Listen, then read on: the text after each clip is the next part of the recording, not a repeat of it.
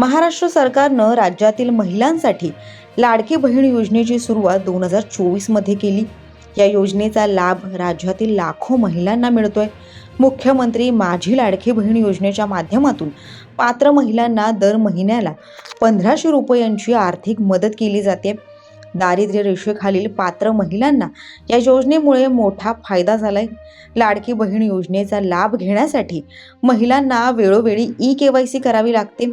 राज्य सरकारनं ई-केवायसी करण्यासाठी 31 डिसेंबर ही शेवटची मुदत दिली होती। मात्र अनेक महिलांनी ई-केवायसी करताना चुकीचा पर्याय निवडला होता, त्यामुळे या महिलांची केवायसी प्रक्रिया पूर्ण झाली नव्हती। आता अशा महिलांना राज्य सरकारनं मोठा दिलासा दिलाय।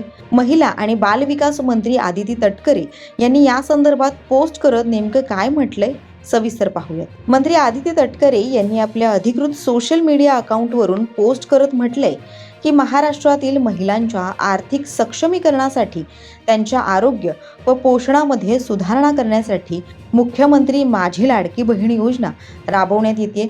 या योजनेच्या प्रभावी अंमलबजावणीसाठी सर्व लाभार्थ्यांना दिनांक 31 डिसेंबर 2025 पर्यंत ई-केवायसी करण्याची मुदत देण्यात आली होती।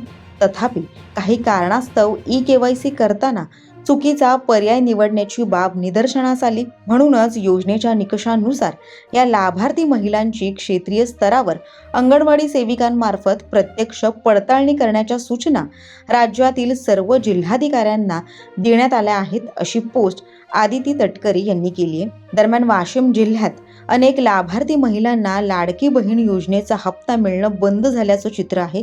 त्या संबंधित तक्रार करायला गेलेल्या महिलांचा संतापही पाहायला मिळाला होता। लाडकी बहीण योजनेचा हप्ता मिळत नसल्यानं तक्रार मांडण्यासाठी मोठ्या संख्येनं महिला जिल्हाधिकारी कार्यालयावर धडकल्या होत्या। मात्र जिल्हाधिकाऱ्यांची प्रत्यक्ष भेट नाकारण्यात आल्याचा आरोप महिलांनी केला। वारंवार विनंती करूनही जिल्हाधिकारी कार्यालयात प्रवेश न मिळाल्यानं संतप्त महिलांनी थेट जिल्हाधिकाऱ्यांच्या सरकारी वाहनाला घेराव घालत जोरदार निषेधही व्यक्त केला होता। त्यानंतर आता मंत्री आदिती तटकरे यांनी या संदर्भात सविस्तर पोस्ट लिहून महत्त्वाचे आदेश दिले आहेत।